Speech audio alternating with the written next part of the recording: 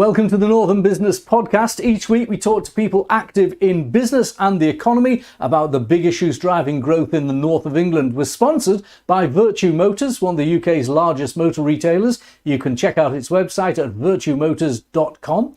I'm Graham Robb, owner of Recognition PR. We help scores of businesses promote their products and services, and some are featured on this podcast. Make sure you don't miss an episode by subscribing on YouTube or wherever you get your podcasts. Today we have Sanjay Agarwal, who's the co-founder and Chief Spice Officer. Try saying that if you want to get into a good C-suite business. Chief Spice Officer at Spice Kitchen. And Sue Alderson, who's Director at Azure Consulting.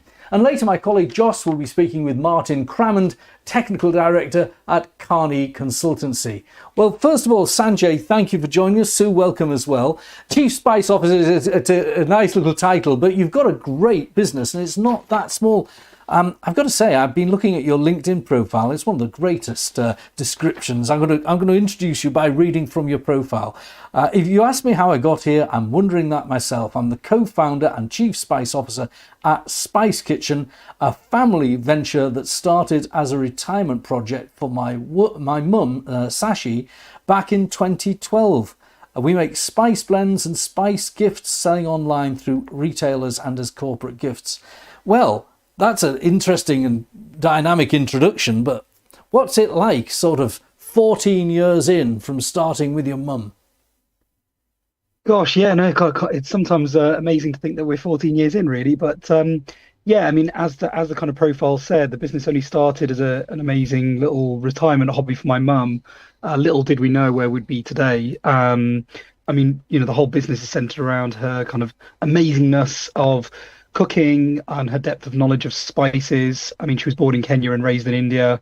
She's an amazing seamstress, so I can come on and explain that she still makes gift wraps for each of our products, which makes them really unique. But yeah, still very much pinch me moments when we see our products on lots of shelves and we see where the business is up to, and we see, well, really that we've expanded from a hobby idea into a business, I think is the biggest transition we've made. So yeah. And tell me, this journey of 14 years has seen you now selling these products all around the world. And I was watching a video about you earlier, Sanjay, when you were describing how in the early days you got the massive order that could have intimidated a lot of startup businesses and caused them to say, no, that's too big, I can't do it. But no, you picked it up. It was the New York order I'm talking about. Could you tell us all about that? Yeah, I mean, I would say there's probably been more than 10 occasions where we've taken on orders probably bigger than we could chew at the time. But me and Mum are very much yes people, and we've taken every opportunity as we could. But yeah, kind of in the last 2 years, we've been looking at expanding more internationally. We've done pockets of sort of business in Europe and the Middle East, but we've had major opportunities and come our way from the US, where we launched last year. And we're back in New York in June for a big trade event. So see if we can fry some more American fish, as they say. But yeah, we've taken some really big orders on, and the order that we did last year really kind of stretched the business, not only from an operational perspective, but also ensuring that your kind of products are compliant in the US and meet all those criteria, which you've got to try and learn relatively quickly and then sort of comply by. We managed to do all of that, and it was all plain sailing in the end. But yeah, a few nervous moments, shall we say. I do remember about 20 years ago, my firm was representing a famous Yorkshire cheese brand, and they were exporting product to America. And you are right, food products going to the United States is a difficulty, and there are also tariffs, not just regulatory non-tariff barriers on food products. So have you been able to navigate that? I noticed the Department of International Trade certainly likes you, so have they been any help? Yeah, I mean, they've been a massive help for a start. We've been working with the DBT for a long time. And obviously we've got trade advisors, and yeah, they've really supported us over the last 5 years, going on trade missions around the world and helping on research and giving us the right contacts and a whole heap of things. But outside of that, I think making sure you comply, we're very much guided by the retailers, by the US Food and Drink Administration, and sometimes it's just countless hours and time you've got to put into doing all the research and reading lots of really not very interesting documents, but making sure that you're legally compliant. But yeah, a lot of this stuff comes down to reaching out, as you say, to people who've been there, done it before. I've got a big network of other food businesses who have exported and have been there and wearing the t-shirt. So just picking up the phone and speaking to those individuals, as well as getting the right sort of food safety experts and professionals who've done it time and time again, that is really the best way. And sometimes it costs you money, but it's an investment. Now, obviously, I like the story of you doing it with your mum, and we've shown some of our viewers pictures of you and your mum. But it can't just be you and your mum anymore. How's it expanded? What have been the points of no return that you've gone through? Employing your first staff, premises, that kind of thing. Yeah, exactly those things you've mentioned. So, gosh, probably 5, 6 years ago, we moved into our first sort of commercial unit at the same sort of time as that we were thinking of expanding from, just selling direct to consumer to actually working with retailers. I think as soon as we did that, I always had ambitions to sort of work with as big a retailer as we could. So, we got listings with people like Lakeland and some big garden centre groups. And now we supply people like John Lewis and Selfridges and Harvey Nichols and so on. But yeah, most of our business is with these kind of smaller independent retailers. And so those milestone moments have very much been, getting the unit, making sure you've got the right food safety kind of compliance and, certifications in place. Certainly recruiting first employees. I think for any business owner, that's always a kind of milestone moment and always faces its own challenges, and making sure you've got obviously the right HR compliance, but also this right structure to kind of manage and develop and everything else. And how many people do you have now? How many people? Sorry, I didn't. No, that's fine. Yeah, so there's 12 of us now. 12 of you. So it's a small enterprise still. It's not grown to be out of control and difficult to manage. What's the future then? You were about to tell us a little bit about the next stages. Yeah, so the next stage is we are very much, as I say, expanding internationally. We've got obviously products that people love as much as making really delicious spice blends, and so which really help people get out of a cooking rut, shall we say. Our blends are really tasty, but really good for people who are adventurous cooks and like to cook and like to cook, lots of flavoursome food. But we do amazing gift sets, and our spice tins with all the spices in and the kind of sari wrap is a really wonderful gift for a food lover, but people who again love home cooking. We've got plans to expand into, hampers and various other products. And yeah, we're just set up for growth really within the UK. Mentioned before, we do a lot of corporate gifting as well, and that's definitely a growing area for us. But yeah, just really growth in all angles. I also know that you're selling online. We must mention the website, by the way, because there's quite a few Spice Kitchens. I was looking for the website, and there's lots of different takeaways that are called Spice Kitchen. So you've got to get it right. What is the Spice Kitchen website? It's just spicekitchenuk.com. You've got to put the uk.com on. That's the key part. Now you were welcomed into the 42 under 42 business club for the Northwest entrepreneurs, and you've been acknowledged as an entrepreneur, and this journey is continuing. But what do you think? I'm going to ask Sue this because she coaches a lot of entrepreneurs. What about the leadership skills that your own career is developing as a result of plunging in with your mum and taking your first staff on and taking your first premises on? What leadership skills have you come out with?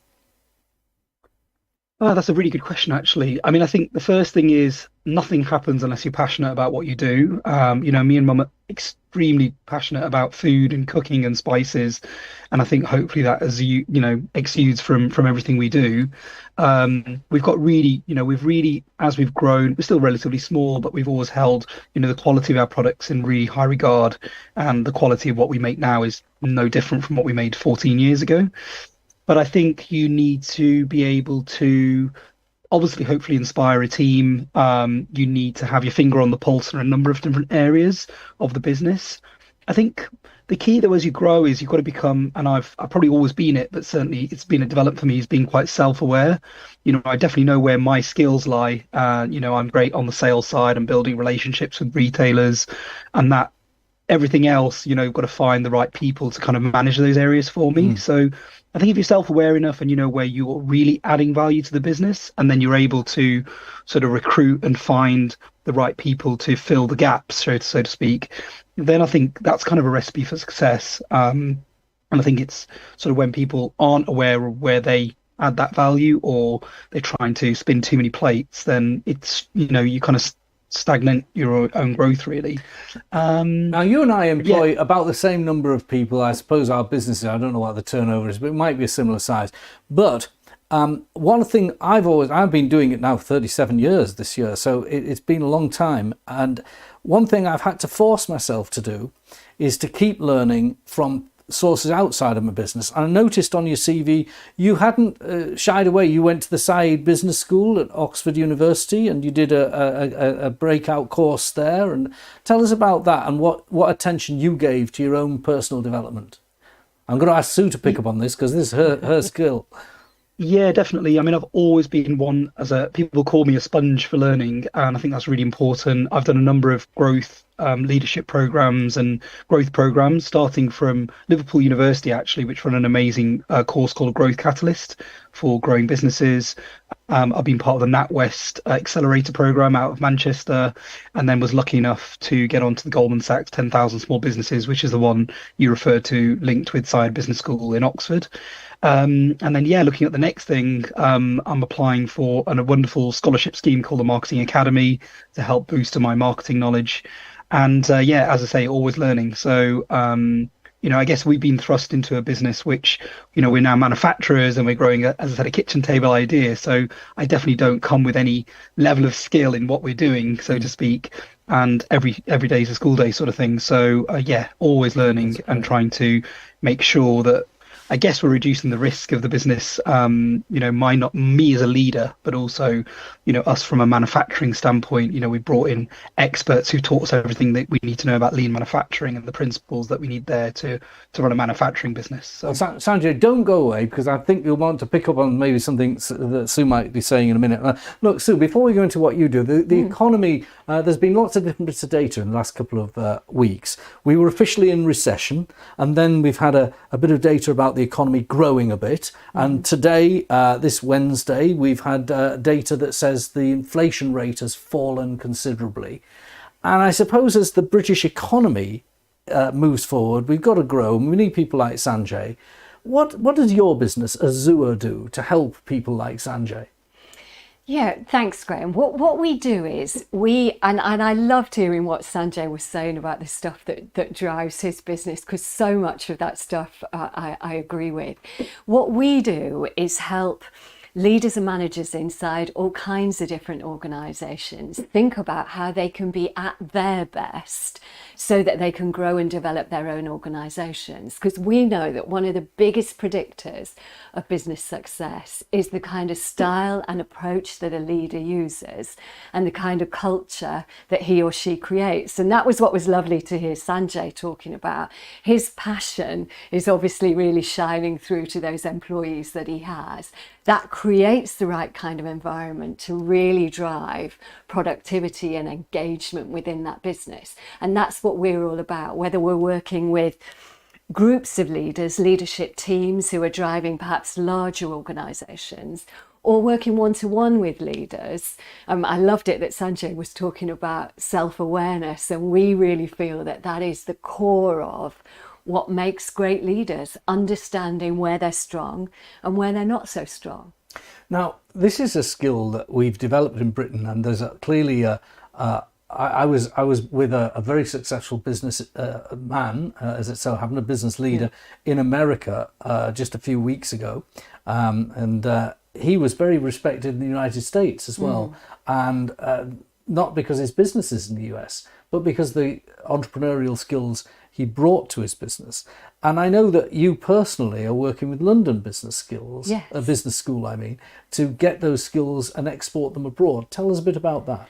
Yeah, so I work as a program director with London Business School on their executive education program. So lots of global organizations come along to the school with some needs around their leadership development. Again, really connected to making their businesses as successful as they can be.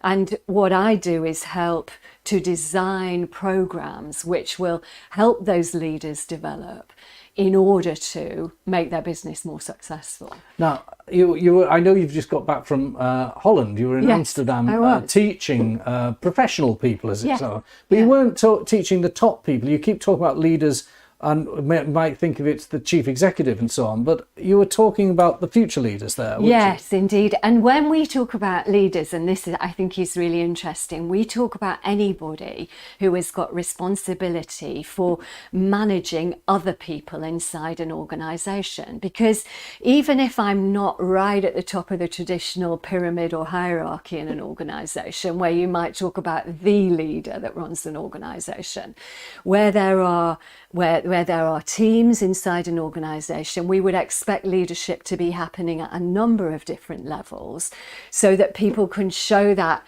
passion that Sanjay talked about within their own perhaps either functional area or with a team that they're actually responsible for driving and developing. Now, we were talking before we came on the podcast about, to illustrate it, you might have a professional person who has become a leader of a business. So if they were, say, qualified, for argument's sake, as a lawyer, Yes. you'd expect them to know the law, and they'd be well read, and they'd know how to argue a case in court. But that wouldn't necessarily make them an entrepreneur and a business leader.